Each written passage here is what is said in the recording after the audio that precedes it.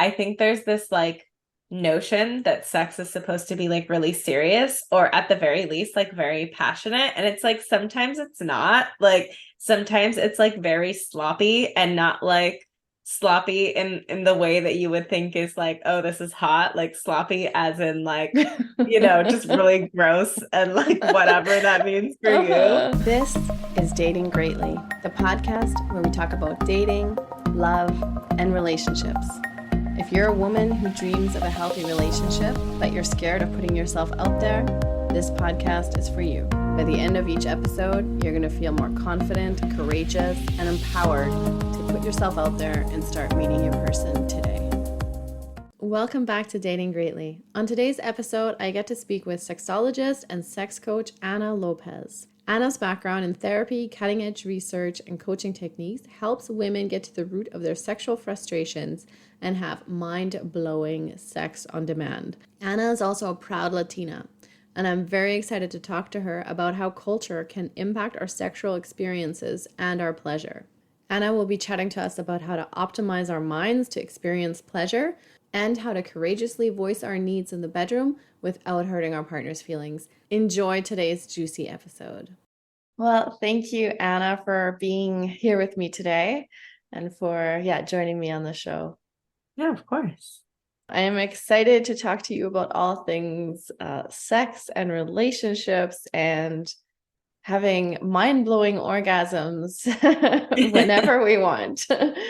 So I thought I'd start and just ask you, if you look back on your dating and relationship life, where are you at today in your sexuality and sex life compared to maybe 10 years ago when you first started dating and having relationships?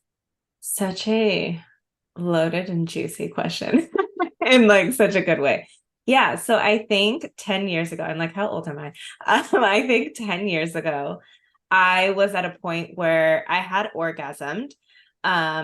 And I was really trying to figure out like how that worked, right? Like I kind of like vaguely understood like, okay, we maybe do some things that I like, and then like somehow by miracle or whatever, I orgasm.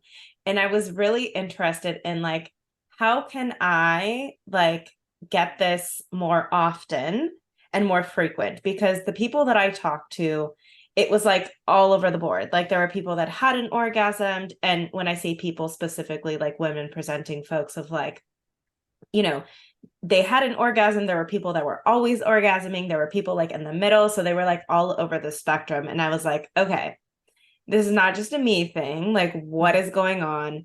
And I was at the time, I was with a partner kind of like off and on. And I had had my first orgasm with him. And I was really under the impression like, oh, he's the one that caused my orgasm because I have had sex with other people before him and it's never happened. So there must be something special about him. So we were like, as I mentioned, we were like off and on. And so during our off time, I ended up dating someone else, having sex with him, and he was like an entirely different person, like obviously because he was a different person, but like, his body shape was different, like entirely like down to like stature, all of that, body composition, all of that. His genitalia was different, right? Like absolutely everything was different about him. And the way that we had sex was different as well, like the positions that we were in. And then because his body composition was so different, the way that we kind of like fit together was different, right? Like individuals that are listening to this that may have had, sex with like multiple partners may notice that you don't always fit together the same way with every single person. And I orgasmed with him almost like instantaneously, like the first time that we had sex. And I was like, this is fascinating. What is this about? And so I ended up breaking it off with him like a couple months later or whatever. And I was like, no, I need to figure out, because I'm the common denominator, like how can I orgasm independent of like what these people are doing, because they're not always going to be willing to do the thing that I want to do. And so really figuring out like what is it that I actually like when I am orgasming? Like, what is causing that? And it's not the person, it's like the thing that's happening. Like, what in my body is being like stimulated that is allowing for this orgasm to actually happen. Okay. So research ensued. Yes. Awesome. And what did you discover? What did you come up with? Like, what was it in your body that was, I guess, conveying that message of, Yeah. So, like so many things, and I like to kind of like summarize, is that I really learned like one, what it is that I like what I mentioned, like what made my body like tick, or like what felt really good for me. And also like my limitations, right? Like if I mm, was noticing like at a certain point in my cycle, if I knew that I was going to be like tender or something like that, that was really helpful versus being like in the moment and like, oh, like that really hurt. And now I'm kind mm, of like out of the mood. And not mm-hmm, because it was any fault of theirs, but like really getting in tune with my body and how my cycle is and things like that. mm-hmm, And so that was really learning about understanding my body. mm-hmm, And also then learning to speak up, right? Really saying, like, hey, I actually like this thing, and having that communication and not just being like, hey, do this, hey, don't do that, but really having that effective communication. And mm-hmm, effective communication for me means just really centering me and my perspective, because I don't know what the other person is thinking or feeling, right? Like, I don't know what's going on in their mind, although I like to think that I do sometimes. And I know that we all do this, right? I like to approach it from this is my experience and leaving an open ended question at the end of like, mm, what are your thoughts about this? Or like, what, like presenting a solution and having them give me their thoughts because I don't know what they're thinking. mm-hmm, And so that's both outside of the bedroom and like in the moment as well, of like learning to help individuals redirect without it being a blunt, hey, don't do that, I don't like that, being more of like, what if you did that over here instead? And mm-hmm, making it really playful and not having those like abrupt stops. Although abrupt mm-hmm, stops still do happen depending on the circumstance, and that is totally fine. mm-hmm, But when you want to continue the session, really learning how to have that communication in the moment. mm-hmm, And the last thing is really learning how to relax into the session. I am a very heady, analytical person, uh, still am to this day, and really being able to get into my body in the moment, right? And a lot of people, I hear this all the time. I wish I could just turn off my mind while I'm having sex. mm-hmm, And it's really not about turning off your mind, because one, that's not possible. As you may know, like your mind is always going, even when we're sleeping. It's really about focusing on what's happening in the moment mm-hmm, versus what does my face look like? What does my body look like right now? mm-hmm, Did I wash the dishes? Like all of those things. It's really about focusing on what's happening in the mm-hmm, moment. mm-hmm. Yeah. Yeah. And like you just said, a lot of people have that. Like I can't shut my mind up. And I feel like Mhm. especially women, like we tend to be in our heads and, in the moment, even like have doubts and feel insecure about ourselves or about the to-do list or Totally. whatever's going on in our lives. And I found I had that for quite some time. And now what I find is if I engage my senses, like to bring myself back, like even if Mhm. it's like maybe it's not feeling like amazing in my body or there's not much happening in terms of pleasure, but maybe I tune into like the skin of my partner and like just look at his skin or the feel of his skin or his smell, like something like that usually helps me tap back in, and get out of the mind. Totally. And for me, another thing that's big is like with this communication is communicating to my partner how much I value eye contact and that it's like a sense of comfort and safety for me. I'll notice like, oh, I haven't made eye contact now. Like I'll notice I will need that and communicating that rather than just sitting in that and then the mind starts being active. So, Yeah, totally. And as you mentioned that, actually something that came to mind was that like, yes, communicating with your partner, like we want to do that. And I often think that we get into this like this space of where we expect oh, I need something or I want something, and we almost have this expectation that we have to get it from our partner as if that is the only way that we can get it. Mm-hmm. And I really like to think about, just as like I was mentioning with a conversational piece of like centering yourself, like how can I get more of what I want with my partner and without my partner, right? So you mentioned Mm-hmm. eye contact, like, and what stood out to me and made me think of this was like, you're like, oh, I haven't made eye contact. So it's like, okay, maybe if I'm actually like looking at my partner, maybe he will look at me. And if he doesn't, then that is a conversation that we can have in the moment, right? Or just, Mm-hmm. a comment being made. But it's like oftentimes we are not almost, it's almost like we're defaulting to our partner to do the thing, when it's like, let's try to get more of what we want on our own Yeah. and then see what happens from there. Mm-hmm.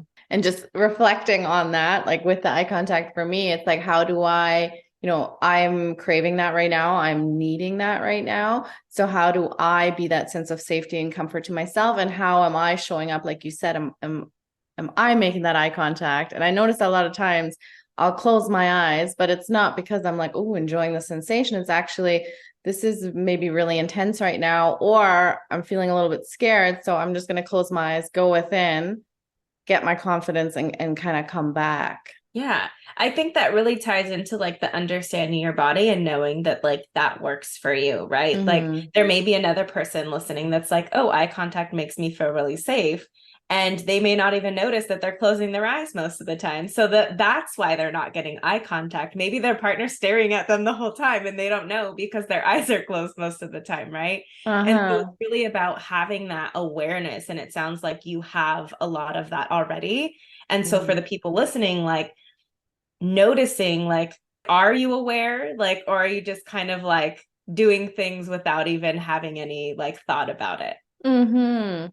Yeah. And for the longest time, I'd have sex, my eyes would be almost permanently closed. But that was Yeah. because I didn't feel safe with my partner. Right. Like I stayed within. And that to me was like a safe way to feel the sensations and feel the pleasure, but not have to like be, I guess, so vulnerable in my Mhm. state of, well, usually nakedness. And like it's like the ultimate, sex is the ultimate form of vulnerability. And then if you add eye contact, at least Yeah. from my point of view, it's like, oh my God, this is intense. Yeah, that was a good realization. But it took me a long time to realize, oh, actually I have my eyes closed. And that's not because I'm enjoying it. It's because I feel safer here. Yeah. I love that you say like this is like in essence, like this is why I'm doing this. Like this is why I like eye contact. And I think for the people listening, like, why are you doing the things that you are doing? Or why are you desiring the things that you desire? Not in a sense of like, well, why do you want that? Right. But of a like curiosity, like, what is the reason behind that? Not that it's bad or wrong that you want these things or that you do these things or even that you like these things, whatever these things are.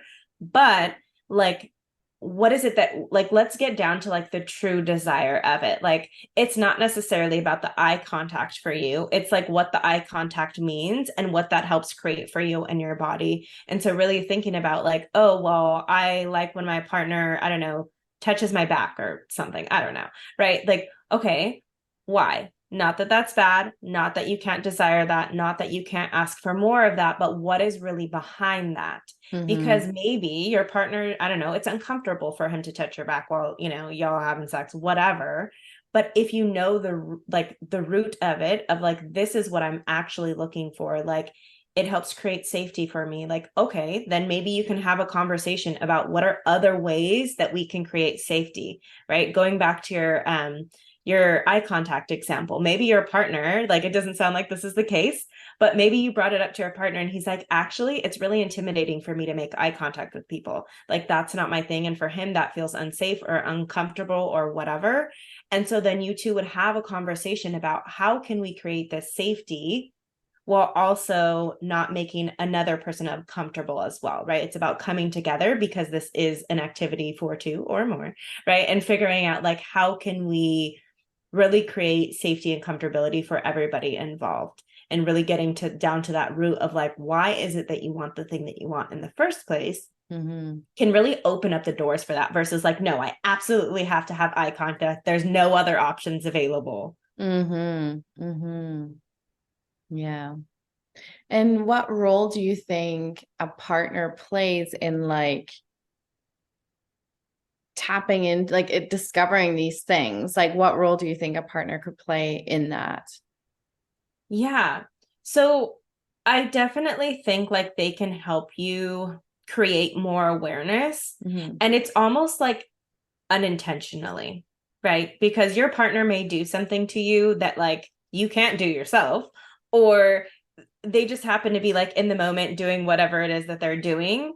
And it's really a space for you to be more aware because we naturally, humans just do this naturally. We're just like going about our day, doing whatever we're doing in sex or otherwise, and not really thinking twice about it. Yet when someone else does something to us, it almost forces us to have this awareness. And so I think really having a partner opens up I guess for lack of a better word, like an easier place of Mm-hmm. awareness. And with that said, I really think that is up to the individual to have that awareness because honestly, like you're the only one that can do it for yourself, right? No one else can like point it. Like maybe your partner can point out things that you do.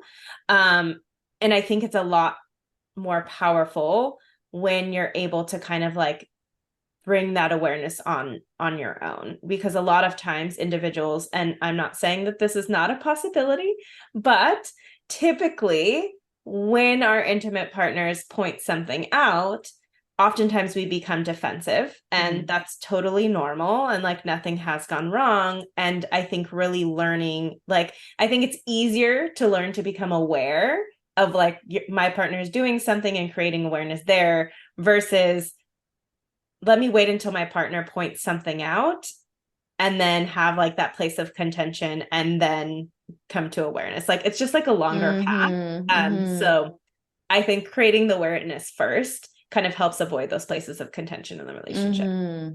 In terms of communicating this and in terms of communicating like sexual desires and like your needs, especially when like people are first dating and getting into relationships, what do you have any like recommendations of when to have that conversation, or how was that for you? Were you always comfortable communicating your needs and desires, or Yeah, was it a longer totally. process? Yeah, I think I'm trying to remember. I'm very loud, so I just say whatever. I'm not even Mm-hmm. loud. I'm just very direct and straightforward.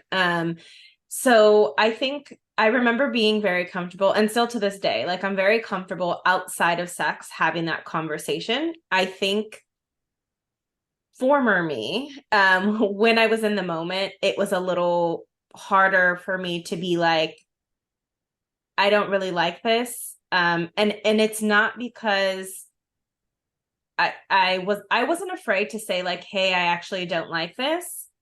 It was more so I didn't want to say it because I had nothing to I didn't know what I wanted. And so I was just like, Mm-hmm. well, if I say I don't want this, then what? Then what Mm-hmm. is gonna happen? Like, do we just stop? Like, I'm not Uh-huh. sure. And so when I got really familiar with my body and like, oh, I actually like these things and created that awareness, and I was like, okay, now I have something to say. Whereas before I was like, sure, I could stop, but then the session would stop, and I didn't really want the session to stop. I was Mm-hmm. just not, it wasn't necessarily uncomfortable. It was just like, I'm not really a fan of this. And so I'm just kind of here, like, and so it was really about like learning, oh, what is it that I actually want so that I can tell them because I had no idea. Right. Yeah. And Yeah. now that I do know, excuse me, I'm able to redirect. So if my partner is doing something that I like, but like maybe I don't say on the wrong body part, but maybe on a body part that I don't necessarily like want him to do. So like for example, like let's imagine that he's like playing with my nipples and I'm like, I'm not really feeling that today, right? He'd be Mm-hmm. like, I love what you're doing and I would love it even more if you would do that on my clit or if you would do Mm-hmm. this, I don't know, on my stomach or whatever. It doesn't matter. You Mm-hmm. get to decide. But it's just about redirecting and that is a really smooth way to like Yeah. move on in the sexual scene. Mm-hmm. Because yeah, no one wants to be in the wrong. No one wants to do anything wrong. Yeah, No one wants to displease their partner. So sometimes when it's just like, I don't like that, stop that. It's just very like a very blunt way of, yeah, that so the redirection I can see just helping that person still feel confident and still feel good about what they're doing and not have it be this hard stop, because we do take that personal. Like then we start totally. creating the stories about, oh, what did I do? Did I hurt them? Or, oh, I suck at this. Or we get in our heads and create these stories that are not beneficial to anyone. And then the session's over. Yeah, definitely. And it can be really jarring for people, especially individuals that have been like maybe on the receiving end of some kind of trauma or just, whatever. And so for many people, it can kind of decrease like that jarring stop can really decrease arousal. And so it's like maybe the Mm-hmm. session now is over. And it could have been avoided by kind of like flowing in that, Yeah. in that way. I know there are times, Mm-hmm. so I have like some pelvic pain and I have chronic pain. So let's just generalize. And so sometimes I'll be like, oh, because I'm a very vocal person. So I'll be Mm-hmm. having sex and I'll be like, oh, and I don't mean to say it out loud. It kind of just happens. Yeah. And it was just like one wrong move and it kind of like felt funky, but I'm fine. And my partner's like, okay, complete stop. Like let's, and and I try not to, but that's just my body's way of kind of like processing that pain. And I'm like, Mm-hmm. no, it's fine. It was just a little hiccup or whatever. And Yeah. we've gotten to a point where we're like able to continue, but it's about like Mm-hmm. continuously checking in, like, are Mm-hmm. you in pain and like trying to push through or like what's Yeah. going on? So Yeah. just being really aware of that as well. And being honest with ourselves in those moments too, because sometimes it can just be like a quick, like, okay, ooh, that was uncomfortable. Like, I totally identify with you. Like, I make those sounds. Like, my partner's like, uh-oh, like, did that hurt you? And like, that's the last thing he wants to do. Yeah. Um, and also being honest with myself, like, yes, that hurt, and I actually don't want this anymore. Or, like, Mm-hmm. or like, no, that was fine. I would like to continue. Mm-hmm. But being honest with ourselves about like our own boundaries in those moments, because I believe, especially as women, we tend to want to please or accommodate those around us. So sometimes we Mm-hmm. can push through. But at this, what you said about going with the flow in that moment, like really honor your flow, because I think if we push through or force something, like it's never going to have a positive effect on either person. Yeah, definitely. Yeah, I'm thinking about as times where I'm like, okay, this like, yeah, that kind of hurt. And like, yes, it's a definite yes for me that I want to continue going and I feel okay to do so. And I Mm-hmm. think that feeling okay to do so is like probably the most important part because there are times that I still do want to keep doing something, but it doesn't feel good. Mm. So why am I continuing to do it? Right. Like, regardless of the reason, but like being really cognizant of that, of like, yes, I may want to do this. And also, like, am I feeling okay to do it? Because there are times that like yesterday, for example, perfect example. Last night we were watching a movie and I really wanted some popcorn. And I was like, I'm just not hungry though. And I know if I eat it, I'm going to feel horrible because I get bloated really badly, especially at night. And I was like, I'm going to be so bloated when I go to bed and I'm going to feel like disgusted and I'm not going to be able to sleep. And so I didn't eat, but I was like, that is like a perfect example of like, yes, I wanted it, but I wasn't okay to go through with it. And so thinking about it like in that context of sex as well, of like, you may actually like physically and like mentally desire to continue going. And your body may not be able to do that at that moment in time, right? Or like maybe it could, but your body isn't like ready to do that. And maybe Yeah. that just means like you stop penetration. Maybe that just means you Mm-hmm. adjust, right? But really being cognizant of that, of like, is my body actually okay to continue? Mm-hmm. Yeah, and thinking of the consequences of that, even though it might feel okay in the moment or you're into it in the moment, like what does that mean further, down the road? Yeah, totally. I know I've pushed myself before and been like, oh, why did I do? Now my body hurts. Yeah. Now my body hurts. Yeah. Yeah. Uh-huh.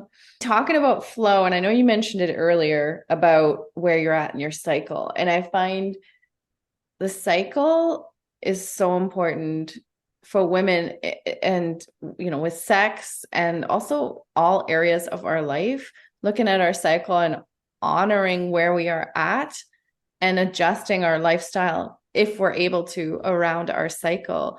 So, yeah, I'm wondering if you can talk a little bit more about that. Like, when did you gain the awareness of your cycle and how do you incorporate that into your sex life?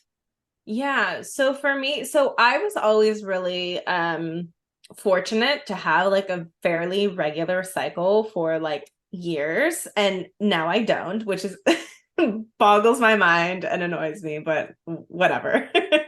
So it's when I went from having a regular cycle to like having a like semi irregular cycle is when I started like really creating that awareness. I was always fairly aware of like when I was going to start, when I was going to actually start bleeding and like all of that. And that was very helpful. I was also very aware of my sex drive throughout my cycle. So for me, leading up to actually bleeding is when I would feel like the most desire that I wanted to have sex the most. And even on my cycle was we're always on our cycle, but like when I'm actually bleeding was when I actually wanted to have sex the most. And just really like just creating that awareness. They're just kind of like patterns that I noticed. And I think it was because I was fortunate enough to have like a typical, like, like regular cycle. Now that it is a regular, I actually use those same indicators of like, oh, I'm noticing that my desire is increasing like tenfold. And that is how I can kind of determine like, oh, maybe I'm actually going to get my period this month because Mm. so I have PCOS, so I can actually go like months without a cycle and it's totally normal. Mm-hmm. Um, and or normal, I don't know, but it goes with my body. So and so like I am actually able to use those indicators of like, okay, maybe my hormones are changing in some way when I'm noticing like an increased like drive over like days at a time. And so I think for the people listening, being really cognizant of like how does your desire change, if at all, when you are, at what point in your cycle, are there pain levels, right? So for me, my breasts and my pecs will get really tender. And so I'm like, okay, this is something to keep in mind so that I can communicate that with my partner because Mm-hmm. like they don't know if I'm in pain, right? Unless I'm like Mm-hmm. saying it. And so like reminding them like, hey, I actually really like when you play with my breasts. And also like today's not a good day. I normally love this. Mm-hmm. And also like I'm in pain, so don't do it. Or for Yeah. some people, they also get like vulvar pain or vaginal pain. And so really keeping that in mind that it's Mm-hmm. not necessarily that you don't want to have sex and Mm-hmm. maybe you don't, and that's okay too, but really like communicating that with your partner of like, hey, actually like I'm having some pain right now or discomfort or whatever, Mm-hmm. and it's actually like not a good time for me to have sex, or maybe it's just like not a good time to have penetration and that's okay. But I think Mm-hmm. having that conversation with your partner so it's not just this abrupt like, no, we're not having sex for like 2 weeks or like whatever it is. Mm-hmm. Yeah. And it's so helpful for the partner as well to understand you better and like the phases you go through. I know for myself, a big factor as well is like the whole emotional scale. And that really affects my sex life as well. So I know the week before my period, I get pretty insecure. I have a lot of doubts. I'm feeling like I'm more in my head. So all that is really good to know and to communicate. Like I communicate that to my partner. Like this is my insecure week. I would like, more of that tenderness, more of the hugs, more of the holding. So I find that really, really valuable as well to just notice your emotional um, state of mind and if you're able to communicate that to your partner, it's beneficial. Yeah, I'm always like, I'm sad today. And it's like, okay, like, is there a reason? I'm like, nah, just sad. Like, I Yeah, think, yeah, I love that idea of like communicating, like, yes, like when you're on your period, and also like at any point in time, if you're noticing like a change in mood for like random yeah. reasons, like, I Mm-hmm. think it's always good to, I mean, I'm a person that likes to know all of the things. So, like, I'm just like, I'm going to share it all with you because that's how I like to receive. Right. And so I'm just like, yeah, I'm sad today or I'm annoyed today. So just a Totally. heads up, like, I'm Yeah. annoyed. So, Yes.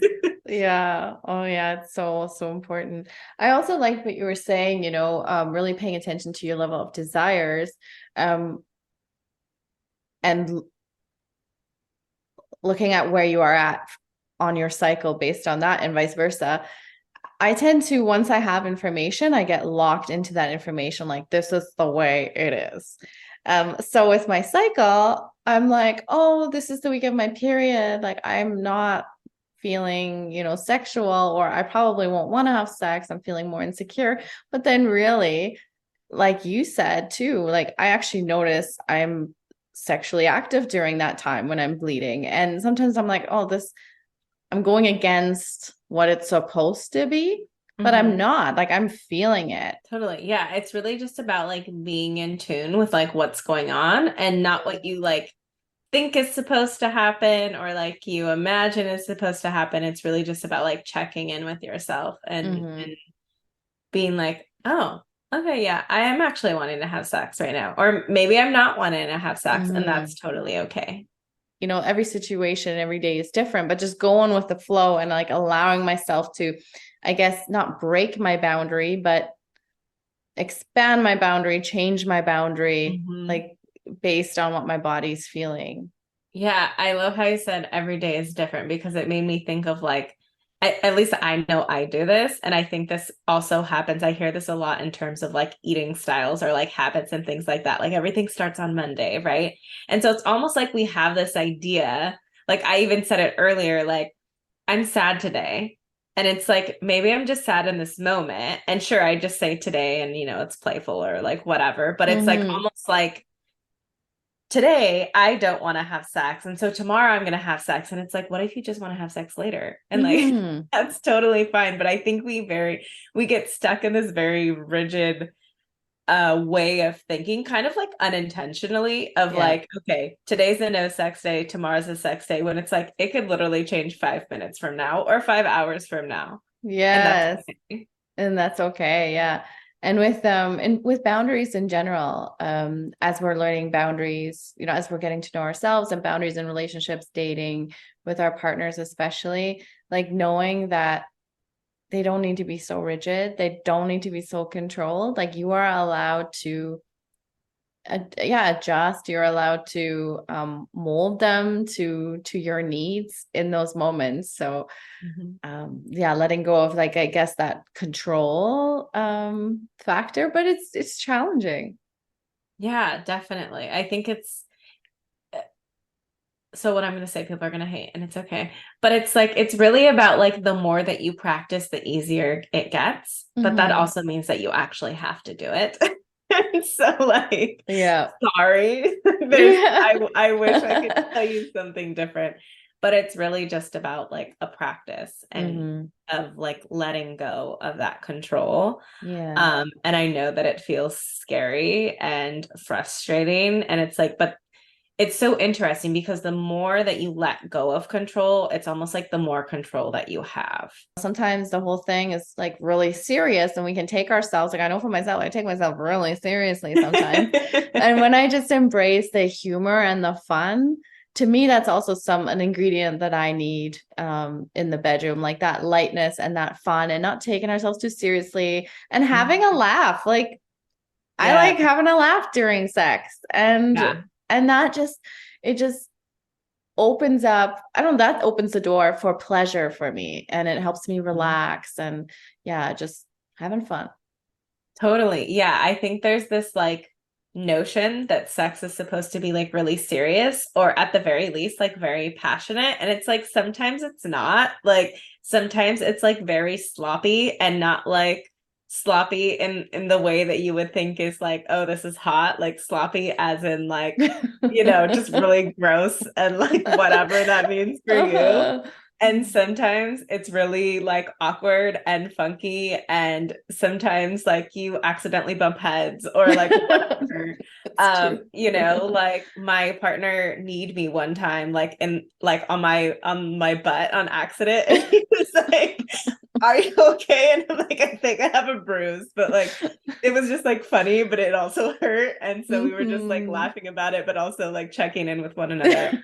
Yeah. And like I tell my clients all the time, like I'm always laughing during sex, but like I love to laugh, and it's just like something that I do like Yeah. regularly. Yeah.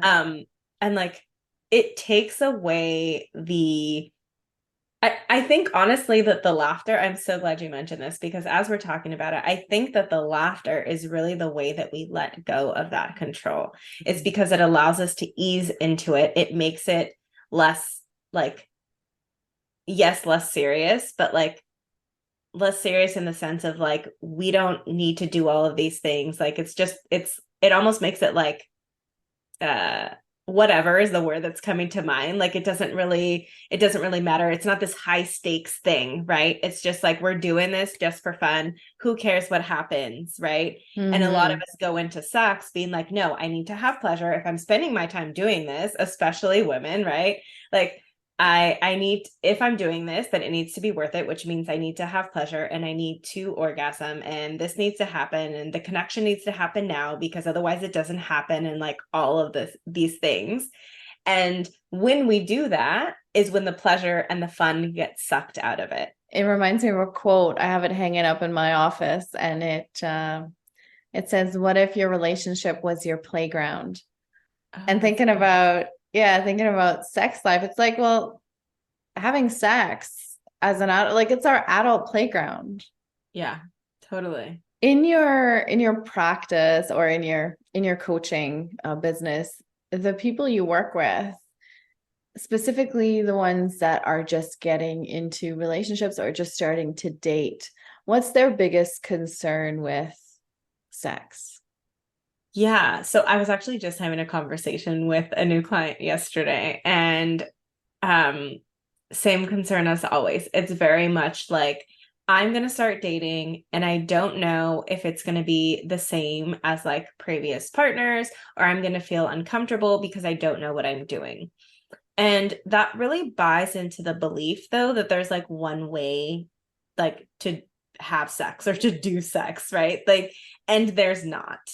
And I think that that comes from this like this notion that everybody, like, men are this way and women are this way, and like this is Mhm. what men like and this is what women like, and then like that's not really a thing. Like Mhm. all individuals are different, so if we just focus on women, like some women like anal, some people are like and then some women are like absolutely not, right? So it's like even amongst like the same sex, the same gender, like same Mhm. group, whatever demographic it is, there are differences. Yeah. So some women are like, how do I give the best blowjob? But like that is kind of like a, for lack of a better word, like useless question, because what your partner likes isn't going to be what my partner likes. And like Mhm. what my partner likes isn't going to be what the next person likes, right? So there is no one way. Like, yes, there are several positions and like ways to do things that like a vast majority of people like, Mhm. but when you are approaching it from like there's one way or there's a better way to do that, you're really doing a disservice to your partner, you're doing a disservice to yourself and really the session as a whole, because then you're in your head focusing on like, okay, did I check all the boxes versus Mhm. really exploring your partner and what's going on for them. We like to Totally. be experts in our field. I think everyone Yes. does. It's like when we start a new job, those first 3 months are really, especially at first, you're like, what is this? How do I find my Yeah. place? And that's Mhm. kind of similar. Definitely. Yeah. And I think like approaching it from like, I know almost like a blank slate, like a beginner's mind of like, I do not know anything about this person and Mm-hmm. their pleasure, or I know not Mm-hmm. almost like I know nothing about sex in essence. Mm-hmm. It can really take that pressure off, because if your goal is to just explore and to collect data on your partner and what it is that y'all like together and what your partner likes, then it takes that pressure off because you're literally just collecting data Mm-hmm. versus I have to do this right. And one of the questions I had for you was, how do the sexual needs of men versus women differ? But you just kind of answered it saying that, well, everyone has different needs. Is there something that does stick out to you in that? Yeah. So I think for me, honestly, I really think that the differences are based on the socialization that we receive. And that really affects how we end up showing up. So there's this notion that, like men are supposed to want sex all the time and women aren't, and women don't really enjoy sex. And so that really impacts like how we show up in the bedroom, even if we don't actually believe those things, those messages. I call it like the mom voice. It's like those messages are still playing in the background, and you can hear like your mom saying them or like whoever it was that like gave you these messages like playing in the background. Deep down, if you're believing that you're not like supposed to like sex, then you're going to show up like, oh, like, yeah, I don't really like sex. Like it almost becomes like an identity, right? Like Mm-hmm. I identify as a woman and women aren't supposed to enjoy sex. And if I do enjoy sex, then that means something's wrong with me. So I'm not going to admit that I like sex, or I'm not going to try to like it. And I'm just going to not, enjoy it. For me to today embrace my pleasure and, say I love sex and really embrace that part of myself has been challenging, because there is that, what the voice that pops up for me is this thing, you're only good enough for sex. Like this, my partner is just taking what he needs. So that's that voice that pops up, even though I'm experiencing pleasure, even though I'm loving it and it's such a fun thing, this old voice does come in. Thanks so much for sharing that. Yeah, and that makes me think of like a conversation that I have with my clients all the time. And this is like an experience I had as well, as if my brain offers me like shitty thoughts to believe all the time Mm-hmm. about sex, about all of the things. It doesn't really matter. And it's really just trying to keep me safe. It's like a helicopter mom, like, oh, don't do that, do this, but like all of those things. And when I came to the conclusion that, like, what if these thoughts never go away? Like, I felt like I did so much work to try to like change my thought patterns and all of that. And I've done a lot of work and continue to do a lot of work. And also, like you mentioned, those thoughts are still going to come up. Like they're like ingrained in you at this point. And it doesn't mean that you have to believe them, but like it's okay that they show up. So Mm-hmm. I like to operate from the premise of like, these are just never going to go away. Mm-hmm. So like it's not a problem when they're here. They're supposed to be here, right? It's Yeah. like I don't wake up every morning and be like, fuck, I have arms again. Right? Like I'm not like so mad that I have arms. Like I have arms and I know that. And then I wake up and I'm like, okay, yep, they're here again. They're supposed to be here. And Uh-huh. like it's okay that Mm-hmm. they're there. Yeah, totally. Yeah. Then you're right. Like they're not going to go away. They're just ingrained in us. They may lessen in intensity. Mm-hmm. And I think, like you said, doing the daily work and healing and growing and taking care of ourselves, that's going to strengthen those parts, like our true selves, like Mm-hmm. the parts that want to just flow and have pleasure. And the stronger they get, the quieter those other voices become, but they will, yeah, they'll still be there.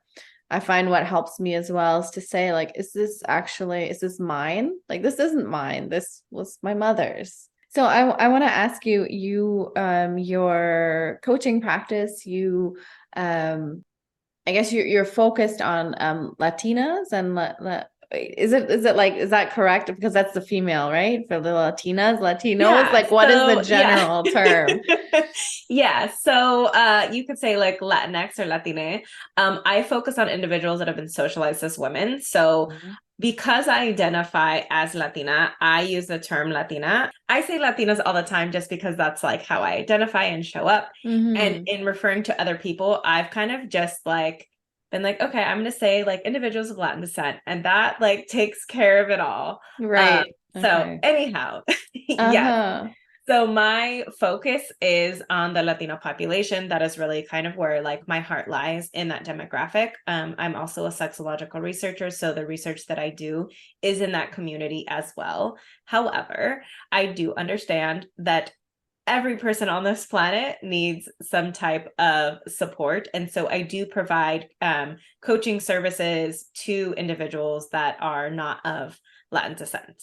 Mm-hmm. And you mentioned your heart lies with the Latin descent population. Yeah. So can you talk a bit more about that? Like what made you, talk more about how you chose that direction of Yeah, work and also to definitely. focus on the Latina population. Yeah, definitely. So, I was raised in two households. So my parents were separated since I was young. Mm-hmm. And so my dad is Mexican and my mom is German. And so my mother was really adamant about me knowing and like connecting with my Mexican side. And so she was really adamant about me, learning Spanish and being really close to like being proud of being Mexican and being Latina. And so then when I would come to my dad's, it was kind of just like, this is just who we are. Like it wasn't really like a push for that. But my mom was really just like, no, like I want you to be connected to these roots.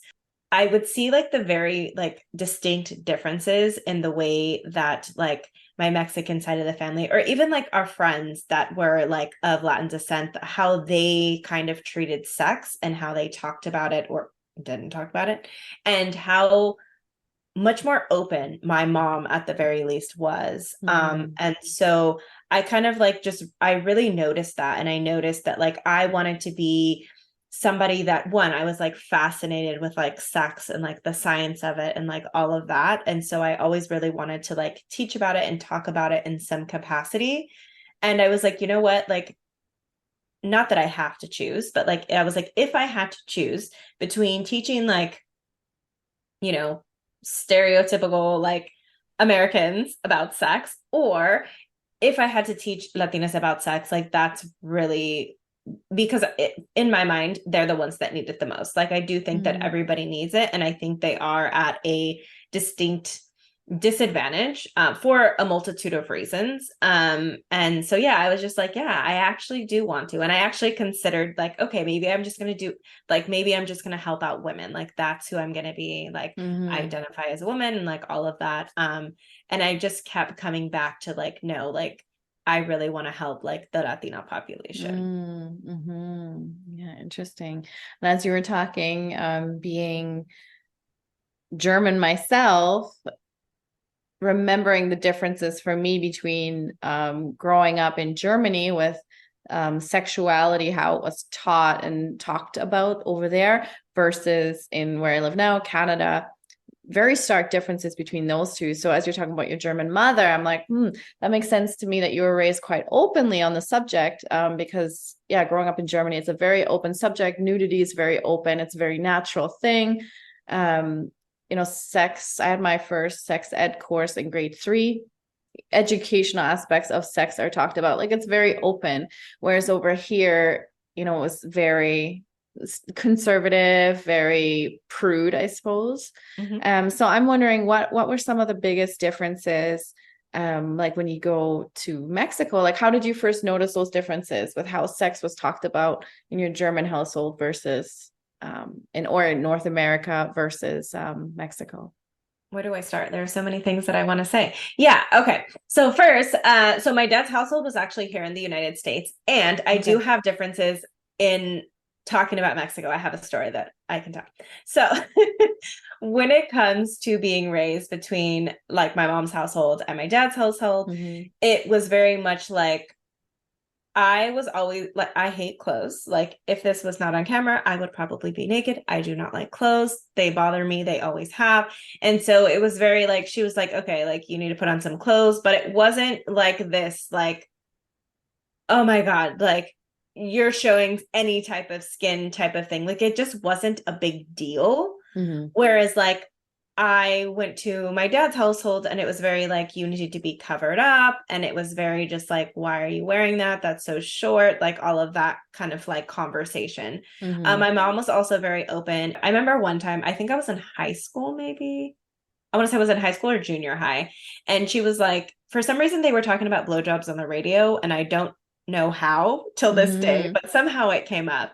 And she was like, do you know what that is? And I was like, yeah, we're actually not having this conversation, but thanks for asking. Cause like I did know, and I just did not want to have that conversation with her. I don't think that it was necessary. So I was Mm-hmm. like, yeah, I'm just not open to having this conversation. And we kind of like ended the conversation. Mm-hmm. Um, but she was just regularly asking me questions and checking in to Mm, make sure. None of that ever happened. There was like no talk about it whatsoever. And I mm, even see, so I have half siblings, so they're like from my dad, but not from my mom. And I definitely see like the stark differences in the way that they talk about sex or think about sex. Even like my cousins, on my dad's side, like the way that they talk about sex. And I've had my cousin who's maybe a few years younger than me asking me questions and things like that. mm-hmm, Simply because like it just wasn't talked about. So it's a lot of unknown information and kind of mm-hmm, just like assuming and getting the information from outside. mm-hmm, Um, and then when it comes to Mexico, um, I think it's different in the sense that like I don't actually think that they don't talk about sex. That's just not a thing. And I can only speak of like where like my family is from. And mm-hmm, so I mean, it may be different in other areas, but for the most part, it's not really talked about.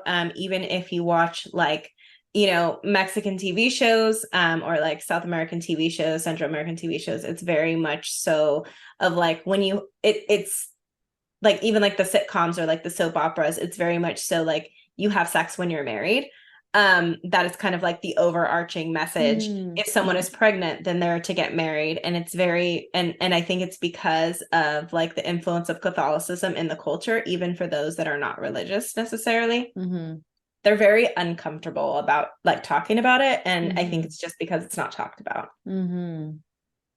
Yeah, so your work in that demographic must be so vital and so welcome, and to just have someone be able to have a space that they can open up and ask questions and explore sexuality in like a safe space.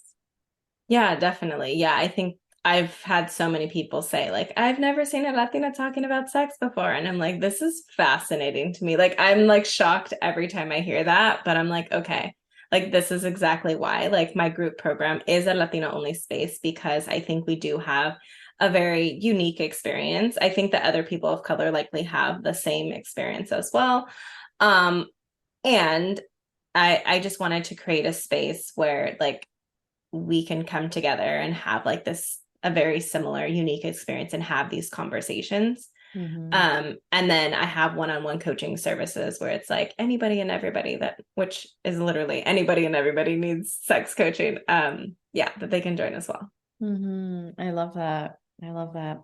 So before we start wrapping up, I just want to ask you, is there anything that you're, yeah, burning to tell us about, or is there any, I don't know if you have any interesting statistics or anything like that that you can kind of share with us that just stick out to you?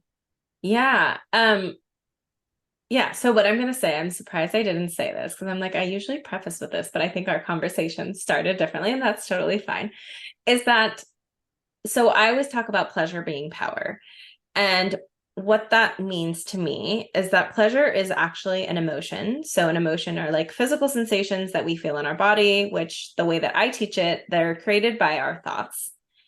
And all of that to say, like the too long didn't listen of that, is that that means that if we are the ones that generate pleasure for ourselves, then that means that we are able to experience pleasure independent of what our partner is doing. I think I kind of touched on this in my story that I was the common denominator whenever I was having an orgasm.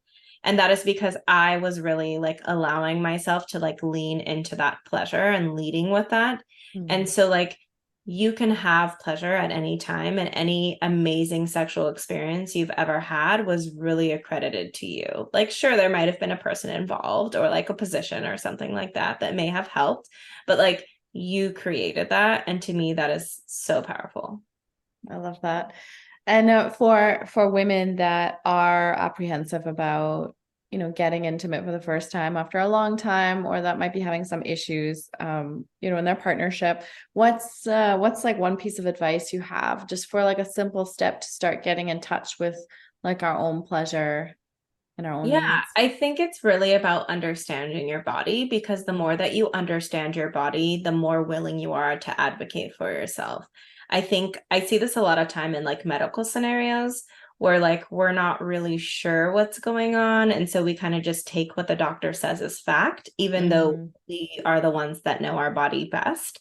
And so it's really about getting familiar with your body. So yes, like masturbation is an option if that's what you want to do. Um, and I would say like there are like the way that I can best describe it is like there are two types of masturbation. Like there's the masturbation that you're doing because you just want the experience and all of that. But if you're going to masturbate, I would really say do it in a way that is exploratory, the same way that you would explore a partner's body, right? Like getting really familiar. You're like, oh, I like that. What did I like about that? How can I get more of that? And really almost like treating your body as like a science experiment of like just collecting all the data that you can, both sexual and otherwise, right? Because you can even just explore your body without it being like masturbation. I call this like non-sexual masturbation, right? It's really Mm-hmm. just like, okay, like I don't know, how do my breasts feel at any given time during my cycle? Like, how does my stomach feel? What is this like? Is this normal for me? Is this not? Am I noticing maybe I'm bloated? Like, just like noticing all of the things because there are very few people that have looked at themselves naked in a mirror, like very intricately, right? And then like also taking a pocket mirror and looking at your vulva, looking at your butt, like all of those things, and Mm-hmm. really just getting familiar and taking note of what it is that you like and what it is that you don't like. Because Mm-hmm. once you know those things, you're going to feel a lot more comfortable speaking up. You likely don't speak up now because you're Mm-hmm. like, you like me, you were like, well, I don't know what to replace it with. I know I don't like this, but I don't know what I do like. So I'm just not going to say anything. Mm-hmm. Keep in mind, this is not like a means to an end. Like, this is going to be a continual exploration, a continuous data collection kind of thing. And you don't need to get to a certain point in order to like start having sex, but really just continuously collecting that data. And before you know it, you're going to be like, oh, yeah, I actually know quite a bit about my body. Now, I don't think we're ever to a point where we know absolutely everything, but the more that we continuously like explore that curiosity and get curious about like what's going on in our body and all of those things, like it becomes the communication and the rest and relaxation that I talked about, that kind of just flows from that. So really just starting from the body is like the best step that you can take. So how can people get in touch with you? What's the best way to start working with you or just, yeah, get connected with you? Yeah, totally. So, if you are on social media, you can find me pretty much all the socials. So Facebook, Instagram, Twitter, TikTok. That's pretty much where I am. Sex and Spanglish. So it's Spanglish, not Spanish. I have an ebook, which I can actually send you the link for so they could just like quickly, grab that there. It's Perfect. a free download, and it's really just about different ways that you can have like better sex. I say better in like quotes, right? Like you can enhance your sex life. Sometimes you just need some ideas and want people to tell you what to do. So Mm-hmm. they're just some fun ideas, and it's really just a basis for individuals to kind of like get started thinking about like, oh, I can do this and I can do this, because we are creatures of habit and end up doing the same thing over and over and over again, myself included. Mm-hmm. So it's really just a way to be like, okay, I'm just going to pick a number and we're going to go with that, or, whatever. And so there are some partnered and some solo activities in there as well. So I will send that over. And then there are two ways to work with me currently. There is textual healing, which is a one-on-one coaching container where it's really for those individuals that are looking for like to solve like one problem. You're like, I've been, I don't know, like wallowing in this or whatever for like so long. I really just want to change this thing. Like, if this was fixed, my life would be like, I don't know, 50 times better, whatever. And so we spend time in WhatsApp, and it's really convenient as well. So for those of you that are like in different time zones, or, are just really busy and you're like, I don't have time to be getting on a call every day or not every day, every week, and like talking to you, all of those things. It's really for like that person that just like wants to get in and get out and get that problem solved. So that is my one-on-one thing. And then I also have a group container that is a Latina only space. And it's really for those individuals that are looking for like a complete 180, right? Like they want to take a deep dive into the socialization of a Latina, how that really impacts their lives in general and also their sex lives, and really do that in community. I'll make sure to link all those in the show notes, that it's an easy click, and I'll be checking out that ebook myself. Yeah. So that's awesome. Wonderful. Okay. And finally, before we wrap up today, what song are you dancing to nowadays? What song am I dancing to? Mhm. It's sad. I really listen to probably like the same 15 songs over and over. So, I hear you. so I actually listen to, if you type in salsa on Pandora, they literally play probably like the same 15 to 20 songs. That is what I dance to. That is what I listen to when I clean the house. And I swear there are no new songs on there ever, which is probably why people listen to Spotify. Cool. Yeah. Well, I'm not sure I'll be able to add that to the Spotify playlist that I have going with all, but I'll get some, if you have any specific salsa songs that you Oh yeah, like, yeah, if you definitely. could I'll send me send some one, that'd be over. awesome. I'll add For that. sure. Perfect. Well, it was such a treat chatting with you today, Anna. It was really, really fascinating. And yeah, I'm super glad that you came on today. Thank you. Yeah, thanks for having me. It was fun.